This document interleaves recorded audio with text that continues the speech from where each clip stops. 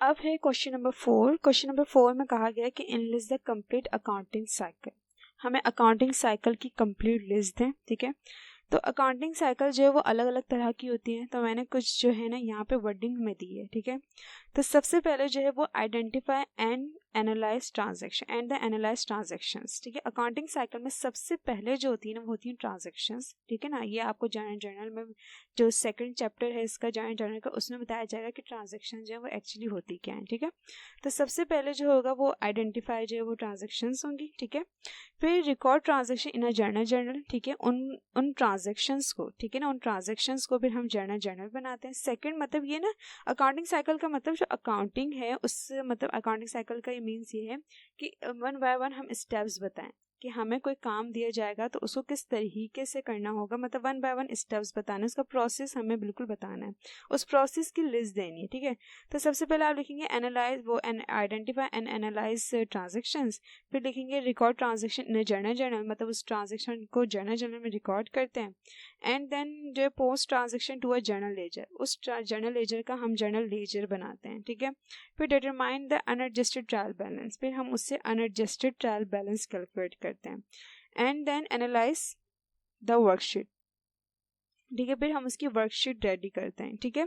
Adjust journal entries and fix any error, ठीक है। मतलब उन जो भी अब देखें जर्नल एंट्री बनाई हमने, जर्नल लेजर बनाया, अनएडजस्ट या वर्कशीट, अब उनको देखेंगे कि भाई इसमें जो है कोई गलती है, ठीक है ना। अगर कोई गलती, फॉर एग्जाम्पल कभी कभार ये होता है कि कोई एंट्री जो होती है वो हम लिखना भूल जाते हैं, तो उसको हम एडजस्ट करेंगे, ठीक है ना। और कोई गलतियां वगैरह हो जाती हैं कि भाई फॉर एग्जाम्पल की सेल्स थी वो 10 लाख थी, लेकिन हमने जो है 5 लाख लिखी, कम लिखी, तो उसको एडजस्ट करेंगे, उसको 10 लाख करेंगे, ठीक है। कोई ऐसा होता है कि भाई इसमें जो थी ना कोई चीज़ खरीदी थी लेकिन उसके पैसे वगैरह हमने काटे वगैरह नहीं है, ठीक है ना। या कोई कैश था वो हमने किसी से रिसीव करा था और हमने उसको अपने मतलब रिकॉर्ड में हमने उसके जर्नल मतलब रिकॉर्ड ही नहीं करा, तो उसको रिकॉर्ड, ठीक है। तो ये जो है कि adjust journal entries and fix any error, मतलब कोई भी गलतियां वगैरह हो या कोई एंट्री हम भूल जाएं तो उसको एडजस्ट करना होता है। And then create financial statement ready करनी होती है। अच्छा, फाइनेंशियल स्टेटमेंट क्या होता है, कोई बिजनेस है और वो बिल्कुल जो है ना अब वो 1 जनवरी से स्टार्ट है और उसका अकाउंटिंग पीरियड जो है दिसंबर में ख़त्म हो जाता है, ठीक है। अब वो नए साल में जा रहा है तो एक फाइनेंशियल स्टेटमेंट बनाता है। अब मैं मतलब फाइनेंशियल स्टेटमेंट होती है कि हर चीज़ का रिकॉर्ड होता है कि इसके पास ये चीज़ें अब मौजूद हैं और ये अब नए साल में लेके जा रहा है, ठीक है। उसको फाइनेंशियल स्टेटमेंट कहते हैं। उसमें इनकम स्टेटमेंट, बैलेंस शीट होती है, ठीक है। लेकिन यहाँ पे से अभी फाइनेंशियल स्टेटमेंट लिख सकते हैं। एंड क्लोज द बुक्स, ठीक है। क्लोज द बुक्स का मतलब सारे अकाउंट्स क्लोज कर देता है, मतलब सारे देख लेगा भाई मैं साल में कितनी सेल्स हुई, क्लोज कर दी भाई, इसके बाद कोई सेल्स नहीं, ठीक है। फॉर एग्जाम्पल जैसे कि जो प्रीवियस ईयर था वो 2023 था और मैं अब जनवरी में आई हूँ, ठीक है ना। तो मैं सारा जो है ना वो मतलब सेल्स वगैरह परचेज वगैरह सबके अकाउंट क्लोज करके आई हूँ कि भाई मैंने सेल्स इतनी करी थी, मैंने परचेजेस इतनी करी थी, ठीक है। मैंने उस साल जितने भी पैसे लिए वो लेके आई मैं कि भाई ये मैंने जो है वो मतलब 15,000 20,000 जो है वो 2023 में जो है मैंने लिए थे, रिसीव किए थे, और ये सारे जो हैं अब फाइनेंशियल स्टेटमेंट में जो है वो मैंने लिख दिया और मैंने क्लोज कर दिया है, ठीक है। मतलब ये है कि फॉर एग्जांपल ये मैंने फाइनेंशियल स्टेटमेंट दी और इसमें वो सारे अकाउंट्स हैं और इसके बाद मैंने 2023 में किसी से कोई पैसे वगैरह नहीं लिए और ना ही मैंने किसी को पैसे दिए, ठीक है। तो financial statement close the books का मतलब ये है, ठीक है। तो ये आपने इस तरीके से ये आपको याद ही करनी होगी, ठीक है ना। और ये क्वेश्चन नंबर 4 आपका जो है वो कंप्लीट हो गया है, ठीक है। इसमें सिर्फ आपके पास जो था वो analyse the complete accounting cycle थी, ठीक है। और ये सारे जो है आपने स्टेप्स जो हैं वो याद करने हैं और एज इट इज यही लिखने हैं आपने, ठीक है। अब क्वेश्चन नंबर 5 उसका ए पार्ट देख लेते हैं। उसमें डिफाइन द टर्म अकाउंटिंग, ठीक है। ये रहा क्वेश्चन नंबर 5 का ए पार्ट है डिफाइन द टर्म अकाउंटिंग। ये अकाउंटिंग की डेफिनेशन है, ये आपने याद करनी है, ठीक है। क्वेश्चन नंबर 5 का बी पार्ट जो था वो ये था कि what is a basic accounting equation, और मतलब या स्टेट फंडामेंटल अकाउंटिंग इक्वेशन, मतलब बेसिक अकाउंटिंग इक्वेशन भी कहा जाता है इसे और एक फंडामेंटल अकाउंटिंग इक्वेशन भी कहा जाता है। मतलब बेसिक इक्वेशन क्या है, asset is equal to liability plus capital, ये बेसिक इक्वेशन है, ठीक है। इसको फंडामेंटल अकाउंटिंग इक्वेशन भी कहा जाएगा। तो आपने सिर्फ इस सवाल का जवाब इस तरीके से देना है बस, ठीक है। अब क्वेश्चन नंबर 5 का सी पार्ट देख लेते हैं कि give rules of debit and credit in term of increase and decrease, मतलब इंक्रीज एंड डिक्रीज के टर्म में हमने डेबिट एंड क्रेडिट के रूल बयान करने हैं। सवाल में आपको यहाँ पे कोई मतलब ट्रांजैक्शन मतलब कोई कंडीशंस दिख रही हैं कि भाई ये चीज़ इंक्रीज हो रही है, ये चीज़ डिक्रीज हो रही है, तो आप उसने डेबिट एंड क्रेडिट के रूल्स बताएं, नहीं दिया गया है। तो इस तरीके का बस क्वेश्चन आएगा और हमें कोई कंडीशंस नहीं दी जाएंगी, बस इंक्रीज एंड डिक्रीज के टर्म में डेबिट एंड क्रेडिट के रूल बयान करने होंगे। तो किस तरीके से होगा कि यहाँ पर हमने 2 कॉलम्स बनाए, एक में लिख दिया डेबिट्स, एक में लिख दिया क्रेडिट, ठीक है।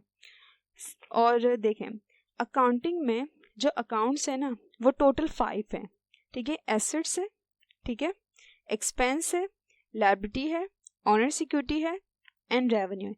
इफ इस 5 अकाउंट्स के अलावा कोई अकाउंट्स नहीं है, जस्ट 5 अकाउंट्स हैं, ठीक है। और यहाँ पे कोई बात नहीं की गई कि मैं कौन से अकाउंट को इंक्रीज एंड डिक्रीज में डेबिट एंड क्रेडिट का रूल बयान करूँ। तो इन 5 अकाउंट्स को इंक्रीज एंड डिक्रीज की जो है सिचुएशन में हम यहाँ बयान करेंगे, ठीक है, और उसको बताएंगे कि वो चीज़ कहाँ मतलब डेबिट के कॉलम में आएगी या क्रेडिट के कॉलम में आएगी, ठीक है। तो सबसे पहले मैं यहाँ पे एसेट से स्टार्ट करूँगी। तो मैंने लिखा कि इंक्रीज इन एसेट्स अकाउंट, मतलब एसेट के अकाउंट में इंक्रीज हो रहा है, ठीक है, मतलब इंक्रीज डिक्रीज। फॉर एग्जाम्पल मैंने एसेट लिया तो मैं उसको दोनों में बताऊंगी, इंक्रीज में बताऊंगी और डिक्रीज में बताऊंगी, ठीक है। और वो कहाँ जाएगा, डेबिट में जाएगा, क्रेडिट में जाएगा। इसी तरीके से जितने भी अकाउंट्स हैं ना यहाँ पे उन सबको मैं इंक्रीज एंड डिक्रीज में रखते हुए बताऊंगी कि ये डेबिट होगा और ये क्रेडिट होगा, ठीक है। तो सबसे पहले मैंने लिखा इंक्रीज इन एसेट्स अकाउंट। तो एसेट्स अकाउंट मैंने यहाँ पे डेबिट के अकाउंट में क्यों लिखा, क्योंकि एसेट की नेचर होती है डेबिट, और डेबिट की कोई चीज़ इंक्रीज हो रही है तो वो डेबिट होती है, इसलिए मैंने डेबिट के कॉलम में लिखा कि इंक्रीज इन एसेट्स अकाउंट, मतलब एसेट्स अकाउंट को मैंने डेबिट के कॉलम में लिखा कि ये एसेट है। अब अगर एसेट अकाउंट डिक्रीज है तो उसको मैं कहाँ लिखूंगी, उसको मैंने क्रेडिट साइड पे लिखा कि डिक्रीज इन एसेट्स अकाउंट। अगर एसेट्स अकाउंट में डिक्रीज है मतलब डिक्रीज हो रहा है एसेट्स अकाउंट, तो वो क्रेडिट साइड पर आएगा, ठीक है। फिर उसके बाद मैंने लिखा एक्सपेंस। तो इंक्रीज इन एक्सपेंस अकाउंट वो मैंने डेबिट साइड पे लिखा, ठीक है ना, क्योंकि ये डेबिट होता है। अगर एक्सपेंस के अकाउंट में इंक्रीज हो रही है, इंक्रीमेंट हो रही है, तो वो डेबिट साइड पर आएगी। फिर मैंने लिखा डिक्रीज इन एक्सपेंस अकाउंट। अगर एक्सपेंस के अकाउंट में डिक्रीज हो रहा है कुछ तो वो क्रेडिट साइड पर आएगा, ठीक है। And then decrease in liability account, मतलब लायबिलिटी अकाउंट में डिक्रीज हो रहा है, ठीक है। तो लायबिलिटी के अकाउंट में अगर लायबिलिटी की जो नेचर होती है वो क्रेडिट है और क्रेडिट की कोई नहीं वो चीज़ है और वो डिक्रीज हो रही है तो वो डेबिट साइड पर आएगी, इसलिए मैंने लिखा कि लायबिलिटी अकाउंट अगर डिक्रीज है तो वो डेबिट साइड पर आएगा। लेकिन अगर इंक्रीज इन लायबिलिटी अकाउंट, अगर लायबिलिटी अकाउंट में कोई इंक्रीमेंट हो रही है, कुछ इंक्रीज हो रही है कोई चीज़, तो क्रेडिट साइड पर आएगी, इसलिए मैंने लिखा कि इंक्रीज इन लायबिलिटी अकाउंट, ठीक है। अब डिक्रीज इन ऑनर सिक्योरिटी मैंने डेबिट साइड पे लिखा है, क्योंकि ऑनर सिक्योरिटी जब डिक्रीज होता है तो वो डेबिट पे आता है। इंक्रीज इन ऑनर सिक्योरिटी, अगर ऑनर सिक्योरिटी में कोई इंक्रीज हो रहा है तो वो क्रेडिट साइड पर आएगा। एंड देन ये लास्ट है डिक्रीज इन रेवेन्यू अकाउंट। अगर रेवेन्यू अकाउंट में कुछ डिक्रीज हो रहा है तो वो डेबिट साइड पर आएगा। इंक्रीज इन रेवेन्यू अकाउंट, अगर रेवेन्यू अकाउंट में कोई चीज़ इंक्रीज हो रही है तो आएगी क्रेडिट साइड पे, ठीक है।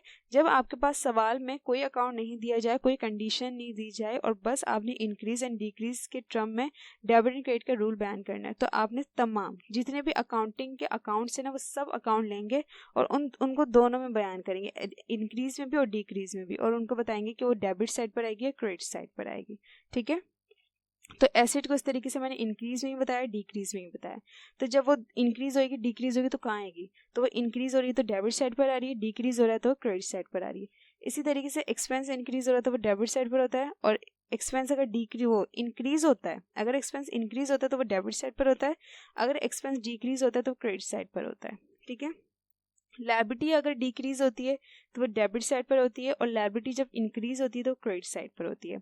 ऑनर सिक्योरिटी जब डिक्रीज होती है तो वो डेबिट साइड पर होती है, एंड ऑनर सिक्योरिटी जब इंक्रीज होती है तो क्रेडिट साइड पर होती है। रेवेन्यू अकाउंट अगर डिक्रीज होता है वो डेबिट साइड पर होता है, और रेवेन्यू अकाउंट अगर इंक्रीज होता है तो क्रेडिट साइड पर होता है, ठीक है। ये मैंने रोल बयान कर दिए डेबिट एंड क्रेडिट के। एंड क्वेश्चन नंबर 5 का डी पार्ट भी कुछ इससे रिलेटेड ही है जो अभी क्वेश्चन नंबर 5 का सी पार्ट देखा है, लेकिन थोड़ा सा चेंज होगा।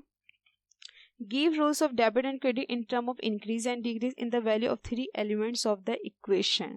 यहाँ पे वही कहा गया है कि इंक्रीज एंड डिक्रीज के टर्म में डेबिट एंड क्रेडिट का रूल बयान करें, लेकिन किन वैल्यू का, सिर्फ equation elements of the equation, 3 element जो है इक्वेशन के। इक्वेशन मतलब बेसिक इक्वेशन, तो बेसिक इक्वेशन के जो 3 एलिमेंट्स हैं वो कौन से हैं, जैसे कि एसेट है, लायबिलिटी एंड कैपिटल। ठीक है, मतलब सिर्फ एसेट एंड लायबिलिटीज कैपिटल का बताया कि अगर इन दोनों मतलब एसेट लायबिलिटी एंड कैपिटल, बस इन तीनों का हमें बताना है कि ये चीज़ें जो इंक्रीज और डिक्रीज होती हैं तो इनमें डेबिट एंड क्रेडिट का क्या रूल होता है। ठीक है, हमने सबका नहीं बताना, ठीक है, हमने सिर्फ 3 का बताना है, एसेट लायबिलिटी एंड कैपिटल, क्योंकि एलिमेंट्स ऑफ द इक्वेशन का है 3 एलिमेंट्स ऑफ द इक्वेशन। ठीक है, तो हमने एसेट पूछा था, तो भाई एसेट अगर इंक्रीज होते हैं तो वो डेबिट साइड पर होते हैं। इसी तरीके से यहाँ पे डेबिट एंड क्रेडिट का कॉलम जो है वो रेडी करना है। ठीक है, और फिर हमने देखा कि भाई एसेट अगर इंक्रीज होता है तो वो डेबिट साइड पर होता है, और अगर एसेट डिक्रीज होता है तो क्रेडिट साइड पर होता है। फिर लायबिलिटी अगर डिक्रीज होती है तो वो डेबिट साइड पर होती है, और लायबिलिटी जब इंक्रीज होती है तो वो क्रेडिट साइड पर होती है। ऑनर सिक्योरिटी जब डिक्रीज होता है तो वो डेबिट साइड पर होता है, और ऑनर सिक्योरिटी जब इंक्रीज होता है तो वो क्रेडिट साइड पर होता है।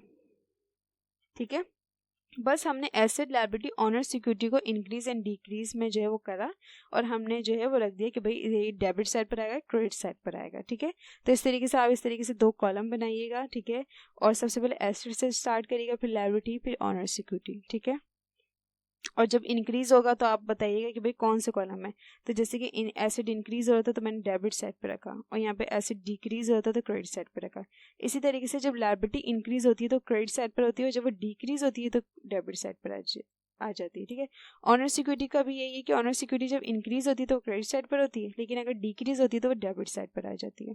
ठीक है, तो इस तरीके से आपका जो क्वेश्चन नंबर 5 है वो हो गया है आप लोग का कंप्लीट।